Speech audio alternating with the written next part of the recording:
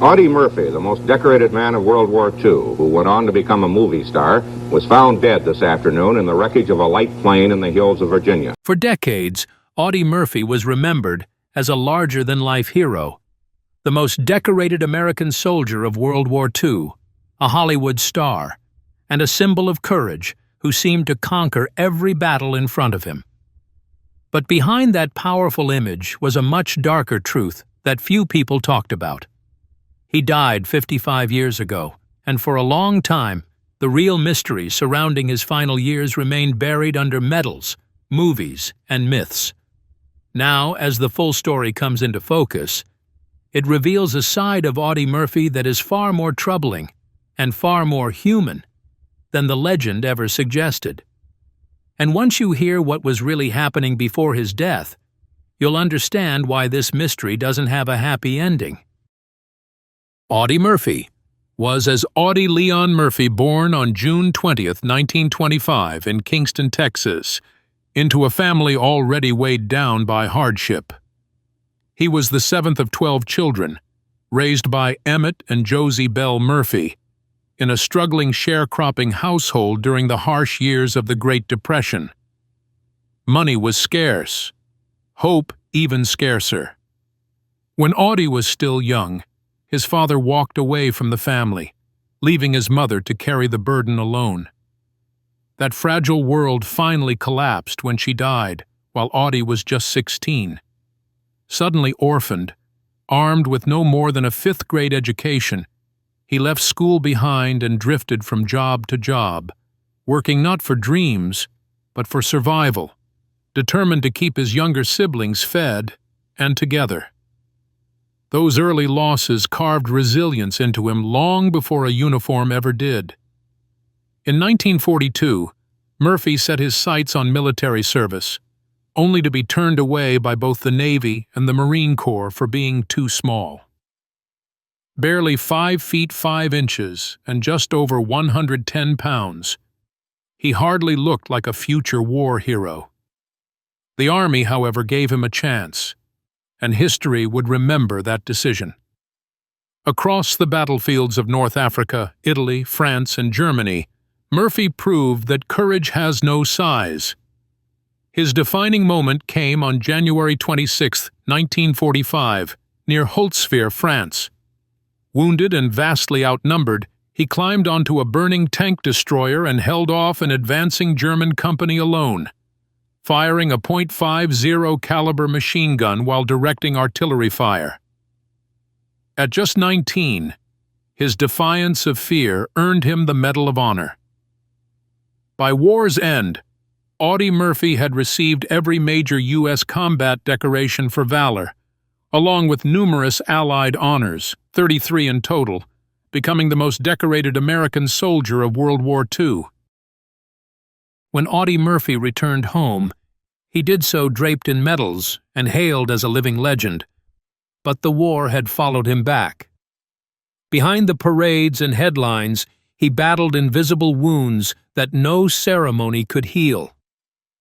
What was then called battle fatigue, and is now understood as post-traumatic stress disorder, haunted his nights and unsettled his days. Sleep rarely came easily. Loud noises stirred old memories. Yet instead of hiding his pain, Murphy chose an uncommon path. He spoke openly about the emotional cost of combat, using his hard-won fame to shine a light on the struggles of veterans long before such conversations were widely accepted. Hollywood soon beckoned, offering him a new battlefield of sorts. Murphy transitioned into acting and, against expectations, carved out a successful career, appearing in more than 40 films. His most personal project came in 1955 with To Hell and Back, a film based on his own memoir. In a haunting twist of fate, Murphy portrayed himself, reliving moments of terror and heroism for the camera. The film became a major box office success, sealing his unlikely transformation from war hero to movie star. Still, Murphy never claimed greatness as an actor. He approached the craft with quiet humility, seeing it simply as honest work, no different from the responsibilities he had carried since boyhood. Beyond film, he found solace in music, writing country and Western songs that reflected longing, resilience, and restlessness. Several were recorded by well-known artists, including Dean Martin and Charlie Pride, adding another layer to his creative legacy. In 1957, Murphy reached a new milestone with Night Passage, sharing the screen with legends James Stewart and Dan Duryea. Holding his own among such towering figures, he proved he belonged. By 1959, his star burned especially bright. He appeared in 3 westerns that year alone, each revealing a different shade of his talent. In The Wild and the Innocent, opposite Sandra Dee, his performance carried a quiet tenderness, capturing the fragile meeting point between innocence and a harsh, untamed world. Much like his own life, shaped by glory, loss, and enduring reflection. As Audie Murphy's screen career matured, his ambitions quietly stretched beyond acting alone. He began stepping behind the camera, working as an uncredited co-producer on the stark black-and-white drama Cast a Long Shadow. Collaborating with respected producer Walter Mirisch, Murphy proved he was more than a decorated hero reciting lines. He was becoming a thoughtful creative force with a deeper understanding of storytelling and tone. Critics took particular notice of No Name on the Bullet, a tense and morally complex film in which Murphy portrayed a soft-spoken hired gun drifting into a town already paralyzed by fear. His performance was restrained yet unsettling, layered with quiet menace rather than bravado. The film earned strong praise for its moody atmosphere and psychological depth, and it marked a turning point in how Murphy was viewed. No longer just a war hero turned actor, but a serious leading man capable of nuance within the Western genre. Murphy's reach soon extended beyond movie theaters. In 1960, he appeared on television alongside the formidable Thelma Ritter in the Startime episode The Man. The role revealed a natural ease and emotional sincerity that translated effortlessly to the small screen, helping him connect with audiences more intimately during television's early golden age. Yet service never drifted far from Murphy's heart. In the early 1960s, he devoted time and star power to the U.S. Army's documentary series, The Big Picture, appearing in 3 episodes as both narrator and guide. His commitment was formally honored in 1960 with the Outstanding Civilian Service Medal. One standout episode, Broken Bridge, took Murphy across military bases in Germany, Italy, Turkey, and the deserts of New Mexico, highlighting modern weaponry and evolving defense strategies. It was a fitting blend of patriotism and performance, an echo of a life forever shaped by duty, sacrifice, and the quiet weight of memory. As the 1960s unfolded, Audie Murphy's career became defined not just by the roles he played, but by the creative partnerships he formed. One of the most important was with writer Claire Huffaker, whose sharp, morally driven screenplays shaped 2 of Murphy's standout films in 1961, 7 Ways from Sundown and Posse from Hell. These stories, built around tension, conscience, and quiet authority, fit Murphy's rugged yet introspective screen presence perfectly, and helped secure his place as one of the era's most dependable Western leading men. Equally meaningful was his long-standing collaboration with Willard W. Willingham and his wife Mary. What began as a friendship in Murphy's early Hollywood years grew into a productive creative alliance. Willard produced Murphy's 1961 television series Whispering Smith and co-wrote Battle at Bloody Beach, blending raw action with emotional stakes. Their partnership continued through the middle of the decade, with Bullet for a Bad Man in 1964 and Arizona Raiders in 1965, films that deepened Murphy's Western legacy. The Willinghams later penned Gunpoint and the 1967 film 40 Guns to Apache Pass, which would mark Murphy's final starring role in a traditional Western, an unspoken farewell to a genre that had defined him. Murphy also tested new ground beyond American borders, traveling to Israel in 1966 to film Trunk to Cairo, a sign of his willingness to step outside familiar territory even as his career matured. Yet his most enduring professional bond was with director Bud Boetiker, a relationship that began not on a set, but in a boxing gym. Murphy had asked to spar with Boetiker at an athletic club, and that unlikely meeting sparked a collaboration that would span nearly 20 years. It began with The Cimarron Kid in 1951, and came full circle in 1969 with A Time for Dying, written by Boetiker, and destined to be Murphy's final film. Though plans for future projects never materialized, their unfinished ideas linger as quiet reminders of a creative journey cut short, rich with promise, memory, and what might have been. Audie Murphy's private life, much like his public legacy, carried a quiet mixture of hope and heartache. In 1949, he married actress Wanda Hendricks, a rising Hollywood presence whose career was gaining momentum at the same time Murphy himself was becoming a national symbol of wartime heroism. Their union drew intense public attention, framed by flashing cameras and lofty expectations. Yet behind the glamour, the marriage struggled to find steady ground.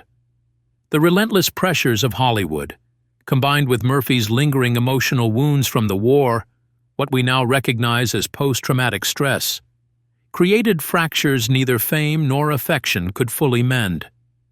After 2 turbulent years, their marriage ended in divorce in 1951, closing a chapter that had been as visible as it was fragile. Only days later, Murphy made a decision that surprised many. Just 4 days after his divorce was finalized, he remarried. This time to Pamela Opal Lee Archer, a former airline stewardess whose grounded nature stood in sharp contrast to the spotlight-heavy world he had just left behind. Their relationship moved quickly, driven by Murphy's deep yearning for stability, belonging, and a sense of home he had been chasing since childhood. Pamela brought calm where chaos had long reigned, offering not glamour, but understanding and patience. Together, they built a family that became Murphy's emotional anchor. The couple welcomed 2 sons, Terry Michael and James Shannon. Terry, born in 1952, would later follow his own path into the entertainment industry, inevitably carrying his father's towering legacy. James, born a few years later, grew up under the same long shadow, one cast by medals, memories, and a nation's expectations. Both boys were raised with an awareness not only of their father's extraordinary achievements, but also of the unseen weight he carried. Murphy's marriage to Pamela endured far longer than his first and provided him with something he had rarely known: continuity. Pamela was more than a spouse. She became his confidant, his steady presence through the storms of fame, lingering trauma, and chronic physical pain. While the past never fully loosened its grip, the warmth of family life offered Murphy moments of peace and normalcy.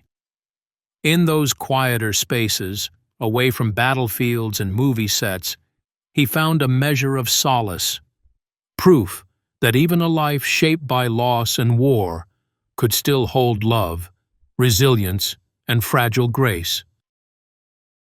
For more than half a century, the death of Audie Murphy, America's most decorated World War II soldier and a beloved Hollywood figure, has lingered in a haze of unanswered questions. His life story is well worn into legend. A poor Texas farm boy shaped by loss, transformed by war, and elevated to national hero status through unimaginable courage. Yet the final chapter of his life has never rested easily. What truly happened on the day he died has continued to trouble admirers, historians, and those closest to him, casting a long and uneasy shadow over an otherwise heroic legacy. Officially, the account seemed simple. On May 28, 1971, Murphy was killed when a small twin-engine Aero Commander aircraft crashed into Brush Mountain near Catawba, Virginia. The plane was flying through severe weather, low over treacherous terrain. Investigators concluded that poor visibility and pilot error caused the crash, an accident both sudden and cruel, cutting short Murphy's life at just 45. For many, it was a tragic but straightforward ending. But doubt crept in almost immediately. Murphy's deeply complicated inner life, marked by lingering trauma from the war, combined with his high-profile status and private struggles, fueled speculation. Whispers began to circulate, quiet at first, then louder with time. Some questioned why the aircraft was flying so low. Others pointed to conflicting details surrounding the flight and the puzzling absence of certain wreckage at the site. Each unanswered detail seemed to invite another theory. Over the years, darker narratives took hold. Conspiracy theories suggested secret motives and unseen enemies, claims of intelligence involvement, retaliation linked to business matters, or shadowy figures who allegedly wanted Murphy silenced. None of these theories was ever proven, yet they persisted, fed by uncertainty and the natural human need for meaning in loss. Murphy's family consistently rejected such ideas, firmly defending the explanation of a tragic accident. Still, the lack of absolute clarity allowed suspicion to linger. Today, renewed investigation and modern analysis have offered stronger insight into the crash, pointing back to a heartbreaking truth rather than a sinister one. Even so, the questions that once surrounded Murphy's death have become part of his story, a reminder that legends, no matter how bright, often fade into silence under complicated skies. His life ended in tragedy, not conspiracy, yet the mystery left behind reflects the restless, haunted path he walked long after the war was over. In recent years, renewed interest in Audie Murphy's final hours has sparked a controversial re-examination of the plane crash that ended his life. A group of independent investigators, driven by modern forensic techniques and newly accessible declassified records, revisited the wreckage, weather conditions, and flight data using tools unavailable in 1971.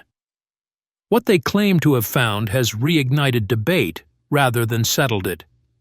According to their conclusions, certain irregularities, damage to control components, and altered wiring suggested the possibility of interference rather than simple mechanical failure.